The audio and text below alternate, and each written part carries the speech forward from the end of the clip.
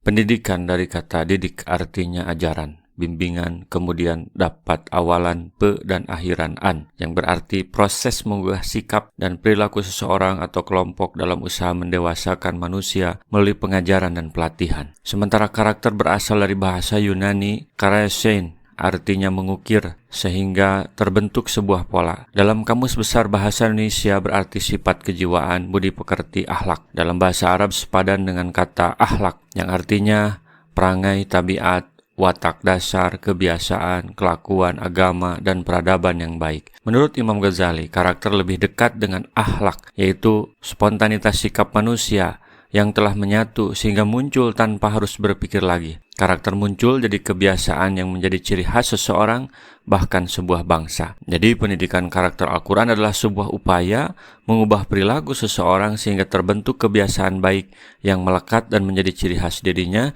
sesuai dengan petunjuk Al-Quran. Yang jadi masalah, terkadang pendidikan berlangsung lama, tapi tidak ada pendewasaan atau perubahan perilaku. Ini yang harus jadi koreksi sistem pendidikan kita. Wa qala al-rasulu ya rabbi inna qaumi ta'udu hadal qur'ana mahzura. Dan Rasul Muhammad berkata, ya Tuhanku, sesungguhnya kaumku telah menjadikan Al-Quran ini diabaikan. Rasulullah laporan tentang keberadaan mereka terhadap dakwah. Ketika petugas dakwah datang, mereka menutup pintu, atau kalaupun mendengarkan, mereka diam, tak merespon terhadap ucapan pembawa dakwah. Dan orang-orang yang kafir berkata, janganlah kamu mendengar dengan sungguh-sungguh akan Al-Quran ini, dan buatlah hiruk pikuk terhadapnya. Surat Fussilat ayat 26 hingga akhir ayat. Wa kadzalika ja'alna likulli nabiyyin aduwwan minal mujrimin wa kafa bi rabbika hadiyan wa nasira. Begitulah bagi setiap nabi, telah kami adakan musuh dari orang-orang yang berdosa, tetapi cukuplah Tuhanmu menjadi pemberi petunjuk dan penolong. Atas keluhan terhadap kendala menyebarkan Al-Quran tersebut, kendala dakwah tersebut, Allah Subhanahu wa Ta'ala membesarkan hati Nabi bahwa penentangan itu berlaku juga untuk para nabi terdahulu. Dengan adanya penentangan dari para musuh dakwah, justru menjadi batu uji keseriusan para petugas dakwah. Apakah mereka termasuk petugas yang berkualitas, yang pantang menyerah? Kerjaan mereka, para musuh dakwah itu yang begitu? Ya begitu. Oleh karena itu jangan heran, dan demikianlah kami jadikan bagi tiap-tiap nabi itu musuh, yaitu setan-setan dari jenis manusia dan dari jenis jin, dalam Al-An'am 112. Tidak perlu berkeluh kesah atas kendala dakwah tersebut. Bagi petugas dakwah yang militan, penentangan itu adalah tantangan yang menyenangkan, karena dakwah ada jalannya sendiri. Pada saatnya nanti dakwah akan ditolong dan akan menang. Wa qala alladziina kafaru laula nuzzila 'alaihil qur'anu jumlatan wahidah kadzalika linusabbita bihi fu'adaka wa ratalnahu tartila. Dan orang-orang kafir berkata, mengapa Al-Quran itu tidak diturunkan kepadanya sekaligus? Demikianlah agar kami memperteguh hatimu Muhammad dengannya dan kami membacakannya secara tartil, secara berangsur-angsur, perlahan dan benar. Maka Allah menjawab perkataan tersebut. Sesungguhnya dia menurunkan Al-Quran secara berangsur-angsur selama 23 tahun menurut peristiwa-peristiwa dan kejadian-kejadian yang berkaitan dengannya, serta menurut hukum yang diperlukan. Tiada lain untuk meneguhkan hati orang-orang mukmin terhadapnya. Dan Al-Quran itu telah kami turunkan dengan berangsur-angsur. Al-Isra 106.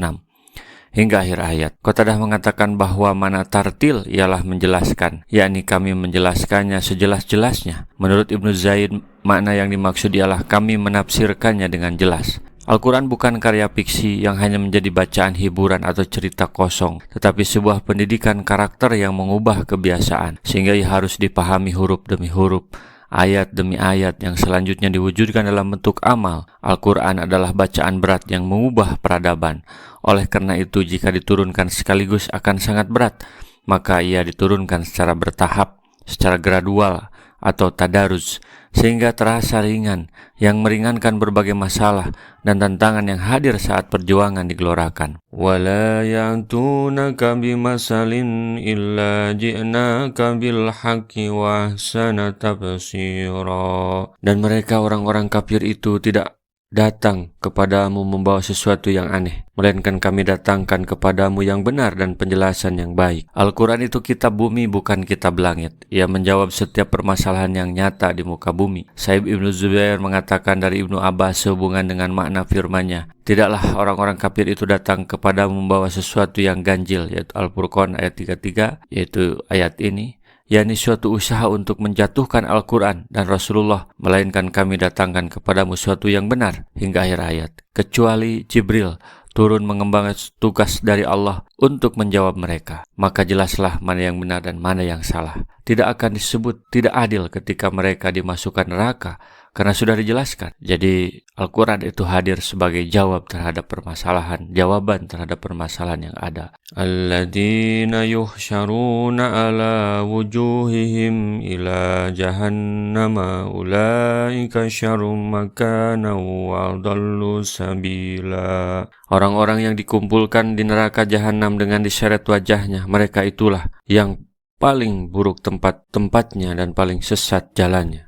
Dalam sebuah hadis syahih disebutkan melalui sahabat Anas yang telah mengatakan bahwa ada seorang lelaki bertanya kepada Rasul, "Wahai Rasulullah, bagaimanakah orang kafir digiring masuk ke neraka jahanam di atas mukanya?" Rasulullah menjawab, "Innalladzi amsahu ala rijlaihi qadiran ayyumisyahu ala wajhi yaumal qiyamah." Sesungguhnya Tuhan yang membuatnya berjalan di atas kedua kakinya mampu membuatnya berjalan di atas mukanya kelak di hari kiamat. Mereka yang menyerang Nabi dan Al-Quran nanti akan seperti itu nasibnya. Mereka pun tidak bisa protes karena sekarang sudah disampaikan kalimat demi kalimat dengan sejelas-jelasnya. Apa pelajaran dari episode ini? Paling tidak saya menyimpulkan ada 3 pelajaran. Yang pertama, berjiwa besar adalah kunci keberhasilan. Ketika ada permasalahan, jangan berhenti berusaha, karena itulah ujian untuk membesarkan. Yang kedua, kenapa Al-Quran tidak diturunkan sekaligus? Al-Quran adalah pendidikan karakter, bukan karya fiksi, sehingga setiap ayat turun merupakan solusi atas permasalahan yang ada. Al-Quran kitab bumi, bukan kitab langit yang jauh dari praktek pengamalan. Yang ketiga, setiap nabi punya musuh. Jangan aneh ketika ada orang yang tidak menyukai, membenci teman Quran. Bahkan harus aneh ketika membawa kebenaran tapi tidak punya musuh. Bukan berarti harus mencari musuh, jangan. Rasulullah SAW bersabda, "Baligu anni walau ayatan." Sampaikan dariku meskipun 1 ayat. Mari kita sebarkan jalan kebahagiaan dengan like, share, dan subscribe channel ini.